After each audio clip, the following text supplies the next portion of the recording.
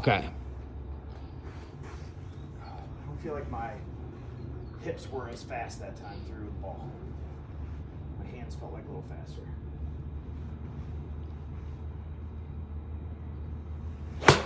There you go. That was the perfect one. That was like the other ones. Good. Yeah. So, I mean, that's really a huge impact on course management and what you're trying to do out on the golf course, right? Yeah. Move the ball left to right. Yeah. Gives you the opportunity.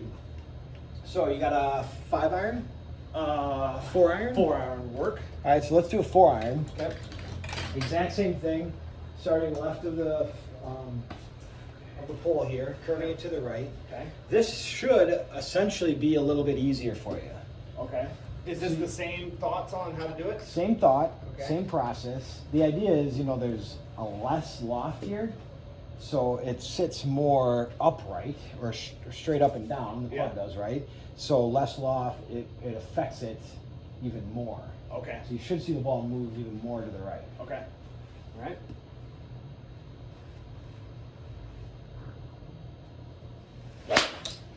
Oh, you hit the stick. I did hit the stick. I was aiming for it. That's perfect. That's great for lesson 1. Yeah, so my student hit the stick on the first try. You should pass me now. I did hit the stick. Okay. So that felt. So that's a little thin, a little It was quick, thin, right? yeah. So, I mean, as we talk about tempo and some other things in our next lessons, we will definitely Okay. understand that, but just good even pace all the way through.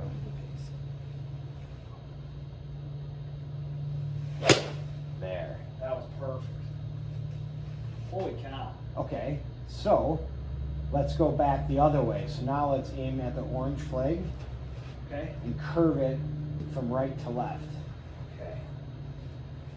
All right. Your normal shot, right? My normal shot. Yep. Yep. I. It's natural. It's not a planned thing. It just kind of happens. Understand. Okay. So let's see what happens. That was thin and bladed. Yep. Bad shot. If I would have hit that on the course, it would have been straight about 175. Right up the middle of the fairway. Yeah, I mean, I would have taken it, but.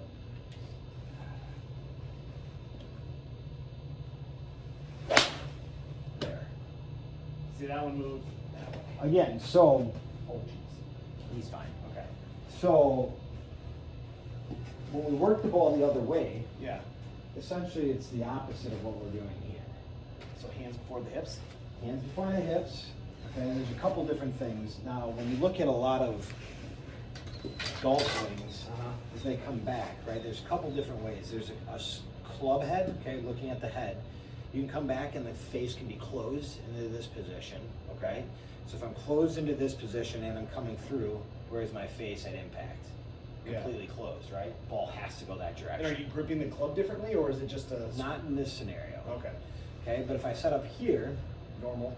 and I come back and my toes up, this is much more traditional style swing. Okay. Okay, then as I come through, Yeah. then there's your release, right? So if I want to hit a draw, essentially I'm taking that club back a little bit more shallow Okay. here and get to this point, and then I'm wrapping it around my body. So I'm coming in and I can curve it. Oh yeah. I might kill somebody over there, but sorry. Okay. And curve it. That was good. Okay. Yeah. So that's the idea when you're going the other direction. I mean, Yeah. that's more of your natural shot. Right. It feels better. It's easier for me to do that because when I'm going through it like that with my hips before my hands, Sure. I can feel a little tension on the lower back because I'm actually focusing on that. Well, I think, as you become a player that's looking to try to hit more on-demand shots on the golf course, those are some things that have to be caught automatic. Yeah. Right? So if you need to hit it from left to right, you already know the setup. Now can we execute it? Right. When you go back to your normal shot, it's the same thing. Now the brain wants to think, all right, I just made one swing here. How do I do another? Yeah. So that's where your pre-shot routines will come in. Oh. Essentially, okay, let's practice let's it before take you that swing before we execute it. Makes sense. So, quick question. So, if I'm trying to hit the draw and I'm pulling the club back, and you said pull it back to like more towards over my knee, Yeah. like Yep. come back over that way. So, does that affect my going through it, or is it just naturally going to ease its way back out? Well, I look at two different things. So I look at there's two main swing arcs. Okay, there's a swing arc that goes more up in a U shape here. Okay, and then there's a swing arc that wraps more around your body. Okay. So the more you wrap around the body is going to generate the club face to be closed at impact and help you turn that ball over to the other side. So wrapping is what I'm doing, trying to hit the draw. Correct. Okay. All right. Got it. Okay. So I'm starting right of the thing and going to the left. Yep.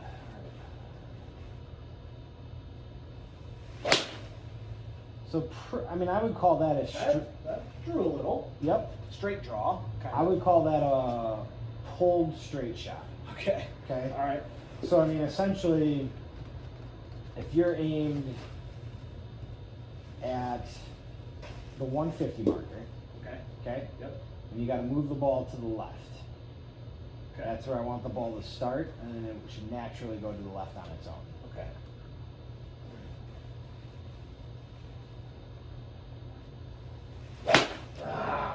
Mulligan. Yeah.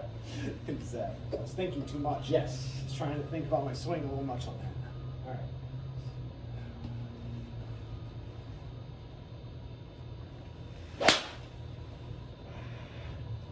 So those are just pulled. I know. So two things when they're pulled, right? Yep. Is that club essentially at impact is coming more in this direction, right? Or in this direction essentially to get that ball.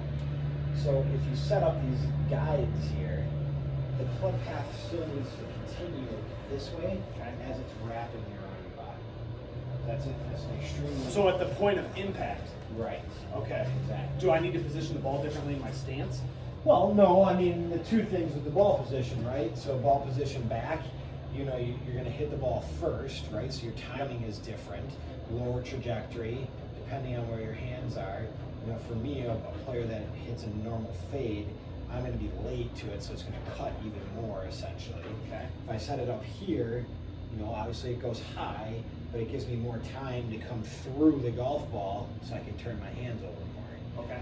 So those are the things that, you know, you need to determine on the type of shot that you're looking to hit. Yeah. Okay. All right. So, but we're starting at the 150, right? We're just going to the left. So there's our target line. I have a hard time hitting this club with the draw. Just Is that a 4-iron? it is. Oh yeah, that's a tough one. It is. I'm just telling you, like Yeah. it can be rather difficult. Well, that's hard. That just goes Okay. back to what I was talking about. I need to practice. I mean, I'm sure I could do it. It's just. It's hard for me to turn it over to. Okay. All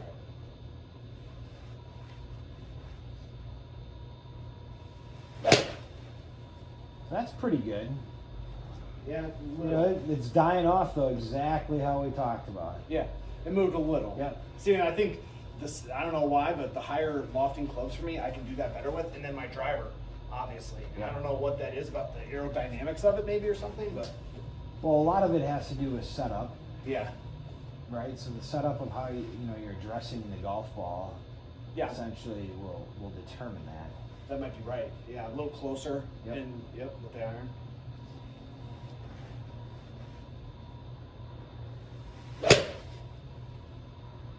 So a little heavy, but exactly what we were looking for. Yeah, it's that's moving straight to the right Yep. or to the left. Yeah, feels good. And see, the thing is that doesn't feel too much out of the norm. Like that's my natural shot, but I'm thinking through that a little bit, you know? So going back to the basis of this lesson. Mm-hmm. So now on that same swing path, make it go to the right. Okay. Oh yeah. All right, so hit for the hands, Yep. steeper club angle.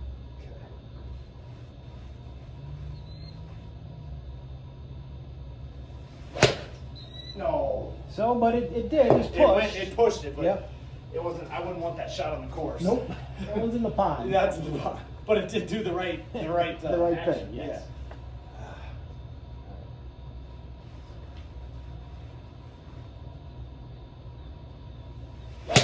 That one There felt it better. is. Yep, there it is. I felt it all the way through on that one. So that's good. I mean, that's exactly what you're trying Yeah. to do. Wow. Okay. So now, as you know, we work in some of our deeper lessons that we'll get into in your post-shot routine, right? So like that should be like, okay, I hit that shot, great. feel that motion as I'm going through. Now what do? Right? So like now do you take off your glove? Do you throw it in your back pocket? Does it always go in your back right pocket? Does it go in your left pocket? Do you get out your tee? Do you put your tee away? Do you get your coin? Do you put your club back in a certain thing into there? Yeah. No, you put it back in there. Do you clean off your club?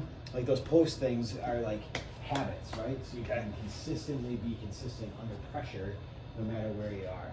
So like when you go and you're playing with whoever and you start to like get some money games going or whatever, there's no pressure because it's just my normal golf swing all the way through. I do the same thing before, during, and after the shot. Yep. Okay. So those are some things that, you know, your pre-shot routine you feel pretty comfortable with. Yeah, that's my pre-shots. I mean, you know, I take 2 practice swings. Thinking about the stuff you're telling me though, with the steep angle and hips for the hands on the practice shots, that's good. So there's some stuff there I think that, you know, if I'm starting to mentally think through a pre-shot, that's the stuff I would try to implement, I would think. Okay, so let's walk through one. Okay. From start to finish. Start to finish, I pull up my golf cart. Yep. Put my golf. Private golf cart? Yep, private golf. Private golf cart. That's right. I put my glove on. Okay. Normally what I do is I stand behind the ball and I kind of look as I'm walking up to it. I'm just getting a feel for like, okay, here's the path of the ball. So then I think, okay, left side of the green. Now if I'm trying to move it left to right, I'd probably do my 2 practice swings. First one, I'm always just focusing on my one-piece takeaway, typically to keep my hands straight. Yep. So I was just, you know, get one quick one in. And then the second one is where I'd say, okay, here's the actual swing I would be looking at doing. So steep, through it. Okay. And I normally set my club down, get the positioning of my eyesight on the ball right. Okay. Get my feet. And then as I'm getting my feet, I'm looking at the flag, seeing where I'm going to hit it. Usually do my one piece here real quick before I get ready to hit. And it's on. Now I'll move left to right, but a little more than I would have wanted. Yep. So I usually do that every time. Good. Well, I think that's important. Obviously, you know, each and every individual lesson or pre-shot routine is different for everybody, right? Yep. I have 2 essentially pre-shot routines for myself, depending on kind of the situation of the golf ball and how it is and how it lies. Okay. Right. I think the other thing that, you know, as you look into it, and I'm sure you do on a normal basis, is really checking your surroundings, where the wind's going, where your miss is going to be. Because I think that we always try to hit perfect shots, but if we can calculate where our miss is going to be, we're usually going to be much more precise. We joked the other day about not having flags in the greens. Yep. That's a really good strategy for golfers, especially better golfers, to just hit the center of greens, and that kind of dials their focus in. And if you're always aiming for the center, right, majority of the time, well, if you're 15 feet right or left or high or low, wherever it means, you're still on the green. Sure. You know, when we're going for a pin seeking on the right corner collar on hole number 3 and you you know, hit it even more right and it goes in the bunker, obviously a more challenging shot there. Yep. Well, good. I mean, I think those are the important things right here.